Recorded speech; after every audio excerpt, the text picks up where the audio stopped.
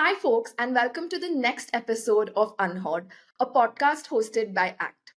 We bring to you the stories of extraordinary individuals disrupting India's social impact and startup landscape by challenging conventional principles. This episode is about a topic that is very close to our hearts at ACT: more women leaders within and beyond India's startups.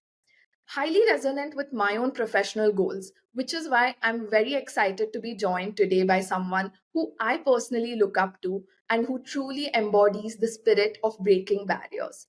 From journalism to entrepreneurship, an author and a passionate advocate for women in the workplace, our guest has led with purpose.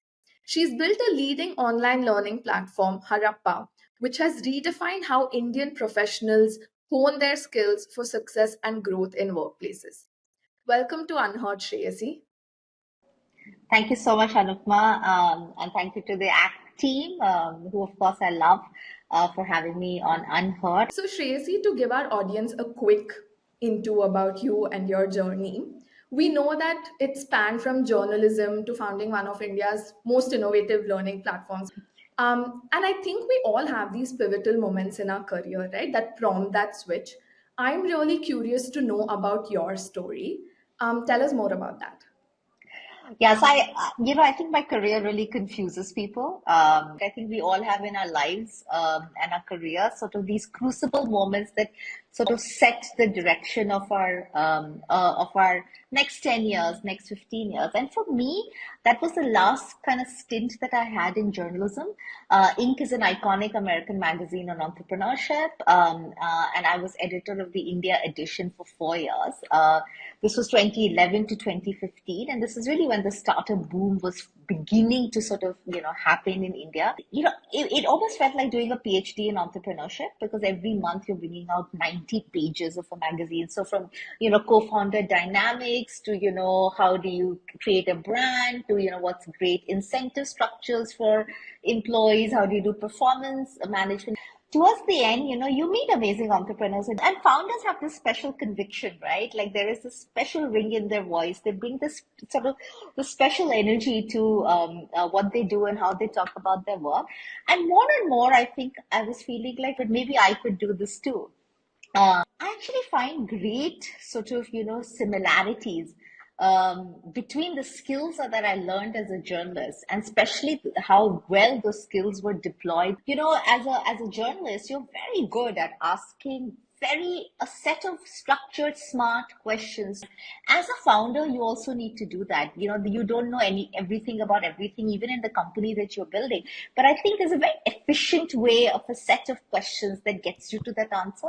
Second, I feel like journalists come with a great deadline orientation. The magazine doesn't wait for you to print it. It has to come out on the same day. But third, and most importantly, and I didn't know this 7 years back when I started Harappa, there is an urge to create. You start with a conversation, and an empty word draft, and something emerges out of it. So I think these three skills sort of really, I think, transferred very well, and really helped me. But most importantly, it was the inspiration that I got from covering entrepreneurs and just entrepreneurship in general that let me think that I should aspire to do this, and maybe I could do it too. Well, actually, I had two pit stops between being editor of Inc. and finally being the founder of Harappa. And those pit stops were, I spent a year writing a book, which was a business non-fiction called The Wealth Wallas. It was kind of on the happy eventuality of entrepreneurial success, for which I interviewed over 100 people, spent a year and a half working on that book. And then after sort of working as part of the founding team on a 18-month women's only MBA program. And that was sort of my first sort of introduction to higher education, right? And especially alternative higher education, right? How different models and formats, and especially in a country like India, where there has to be almost an insatiable appetite and need and demand for learnings. I think that is when it sort of first got kindled. So I think if these two hadn't happened, maybe Harappa also wouldn't happen. I also do want to give a lot of credit to my co-founder, at Harappa, who's sort of a pioneering educationist of his own, Pramad. And I think he he said that we should really work together. And that's really how Harappa happened. Harappa was incorporated in March 2018, which is just 6.5 years back. But Harappa has just been like on this ridiculous, accelerated, condensed kind of cycle that I think none of us imagine. Most startups don't work, right? So you don't take these questions so seriously because you're almost like, hey, let me try this for 6 months, a year. We'll see how it goes. We raised 2 rounds of funding. From James Murdoch's family office. And then, of course, in July 2022, we were acquired by upGrad. And as of 6 to 8 weeks back, I've also exited upGrad, and Harappa has fully merged into upGrad, right? So I think it's been the most intense, like 6 years of sort of living the entire life cycle of a business, from conceptualizing an idea, raising funds for it, building products, right? Going through an acquisition and then finally merging that company. Sounds like such an invigorating journey over the last 6 years. Kudos to you for building something so amazing, right? I think for ACT also, we've come across Harappa mostly from the sense of working with women in the startup ecosystem. How can we set them up for success? Shreyasi, and I know Harappa in the last 6 years has done a lot of intentional work with women in supporting them and also building workplaces that work for them, right? I'd love to understand from you, how did that sort of come to be? What was your vision, to be able to enable something like that? So very quickly, Harappa is essentially, as we used to describe it, a learning institution. And first we used to say an online learning institution, but then of course we also did blended programs. So we used to just say a learning institution that focused on cognitive, social, and behavioral skills for working professionals, right? Because the belief is that you could be a computer scientist, a public policy person, an HR manager. The fact is that these cognitive, social, and behavioral skills are critical in each of these roles, right? They transcend industry, they transcend companies, they transcend specializations. So there was a school for managers, and we had a series of programs for managers: first-time manager, high impact manager, high performing managers.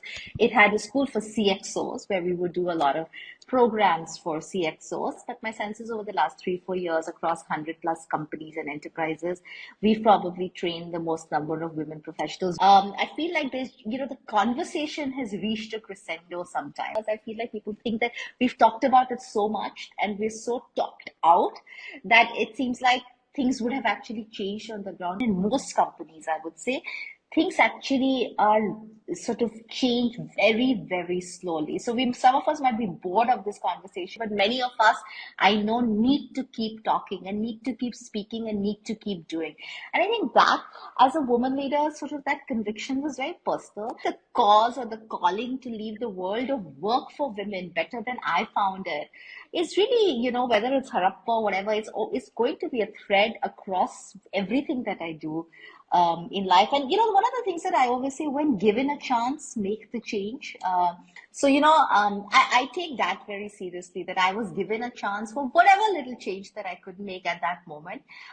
And actually, through the delivery of those programs and through us meeting women professionals from across IT, finance, manufacturing, across the country, my conviction that this is necessary and needed actually kept deepening. Because honestly, Anupama, the sad fact is things are even worse. The situation is still sort of very dire. I couldn't agree more. I think having worked in this space for a while as well, the challenges. I mean, we can have a whole other podcast on what they are. What would you say are some key barriers that are holding women back? So, I'll speak about both threads, sort of my personal observations and personal experiences, right?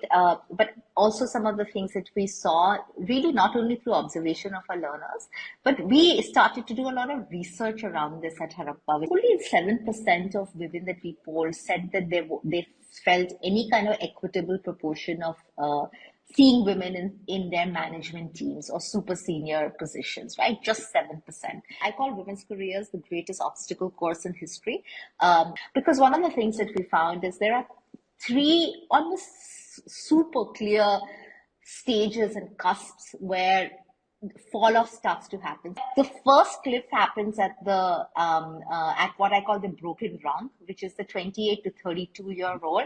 There's almost a 37% drop right?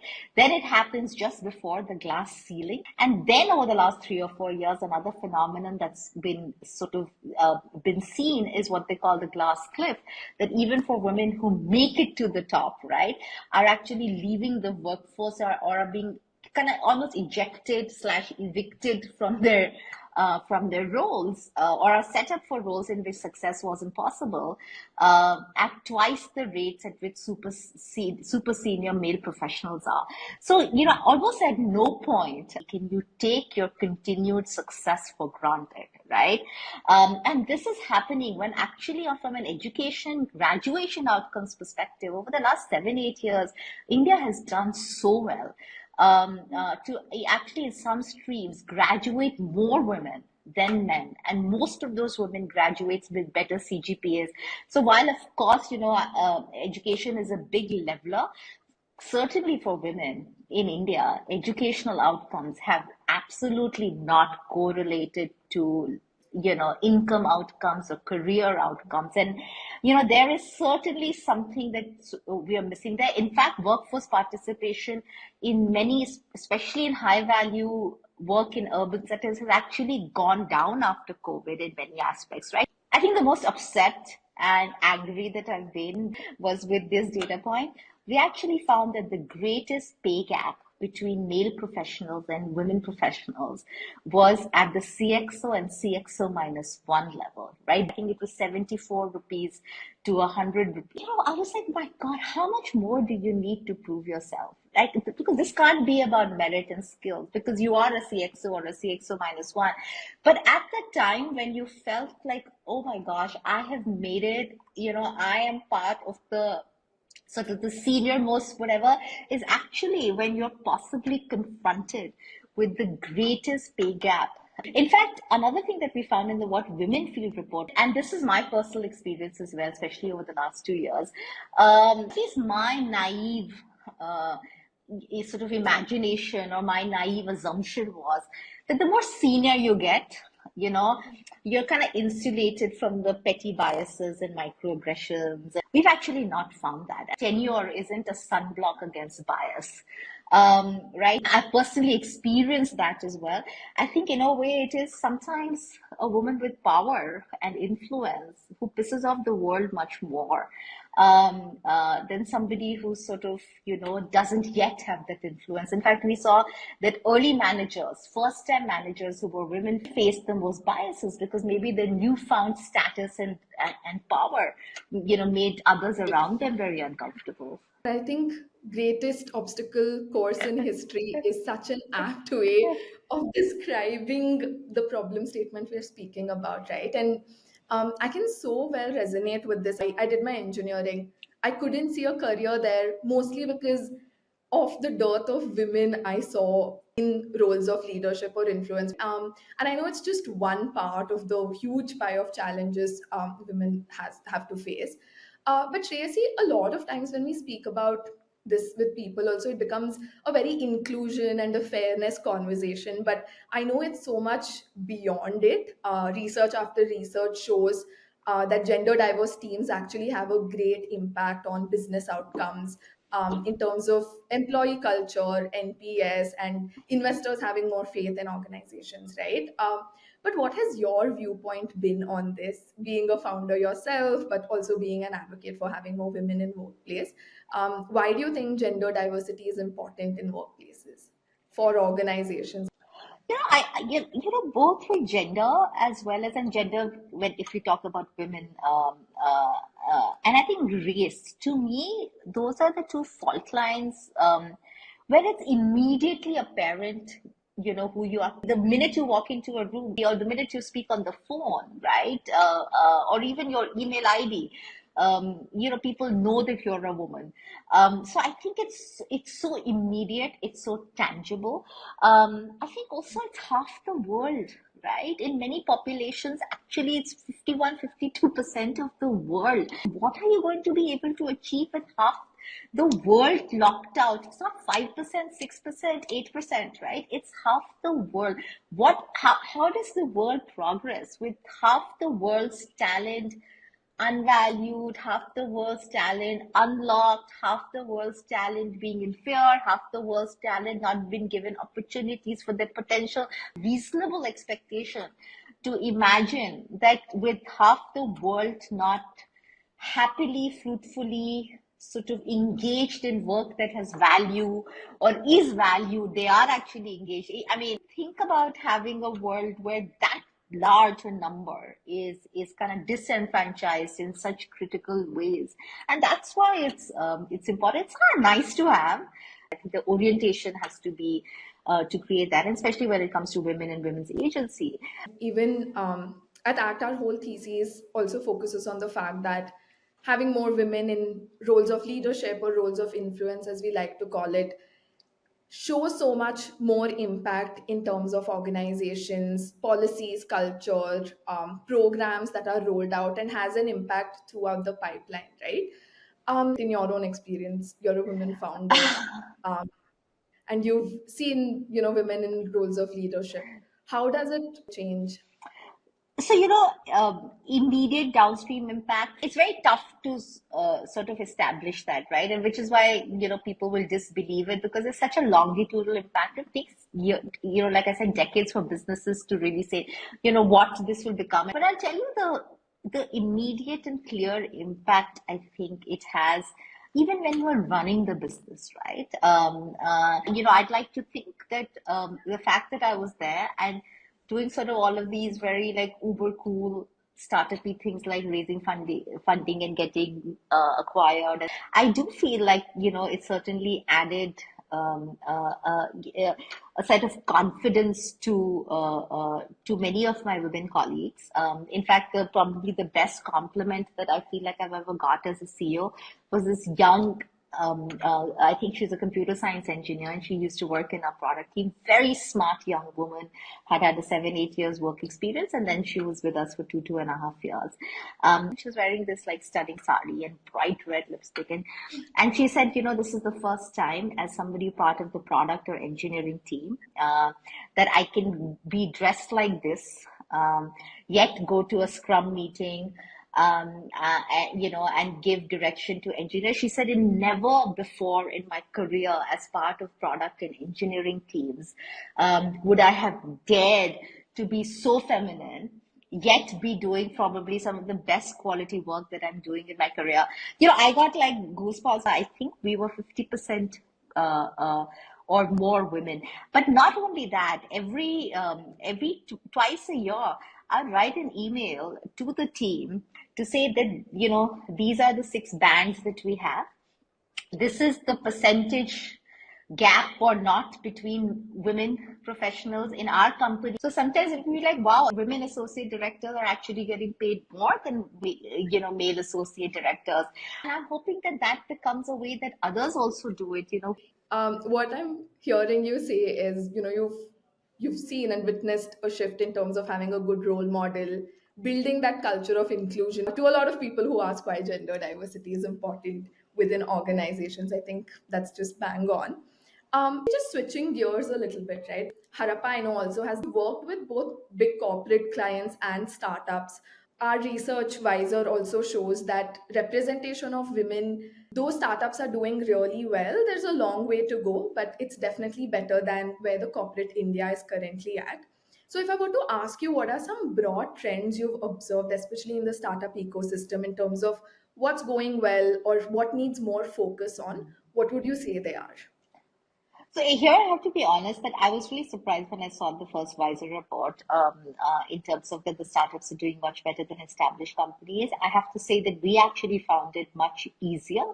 To most of our, I would say 90% of our revenue from the women focused programs actually went to some of India's and the world's largest companies. What I'm seeing in startups, one is of course there's just greater entrepreneurial activity and many more women and women across all tenures trying to be entrepreneurial, setting up sort of businesses. I just feel like the overall kind of culture and attitude to risk taking, to being on your own, to being a person with multiple skills if you're starting out, even a small business, I think is really overall good for women professionals because that will transcend, right? And it creates many more opportunities within sometimes the constraints of their societal structures for them to be able to, create wealth. I think the other thing that startups are really useful for is there's no place to hide, right? Everybody, especially if you're under sub 100 people team, certainly there's no place to hide. Everybody needs to pull their weight. So I think startups, if you find the right startup at the right time, I think startups can really script rewarding careers. Larger companies are still much more resistant to unconventional CVs. Startups are that way much more like, listen, you can do the job done. If you can get the job done, come and do it. Doesn't matter what you've done before. Shreyasi, that actually brings me to a very important question, right? Why should organizations focus on building workplaces that work for women? What is in it for them in terms of building gender diverse teams? Why should they focus on it? Where do they start? Anyway, it's so tough to get good people, right? As an employer, as a manager, as a boss, all you want is good people. Yeah. To build products, sell products, manage people, manage teams, manage projects, all of that. The fact is that, you want to look in every segment of the population to be able to get the skills. And I say this, and sometimes it's controversial. I actually do believe that our companies and our employers are ahead of our homes and our societies when it comes to giving women an equitable. I feel like most of us, many of us, including me, could face very different realities at home or in our extended families or in social situations than we actually do at the workplace. I place a lot of faith in companies and organizations being able to keep furthering that, right? And hopefully society will catch up. I think professionals, and certainly women professionals, really need to be publicly praised for their contributions, right? Public recognition. It doesn't mean a town hall with 10,000 people CC. They're very small things. So one tip, and I used to say this, calendar it, right? Once a week, I would send an email with sort of, highlighting or acknowledging another women peers. I think we have to create some of these very large societal things into mini tasks that each one of us can do without any help from anybody else. So, second was this manager sponsorship. I feel like that manager relationship is really one of the most critical relationships to get right. Don't have to change the world for all the women you meet all the time, right? Pick one. Over the last 3 or 4, 5 years, I've used my role models really well, and really opportunistically, and I encourage all women professionals to do that. Role models are also a guide to your future, who you will be in the next 10 years. I have Chimamanda Ngozi Adichie as one of my 5 women role models. I find her incredible.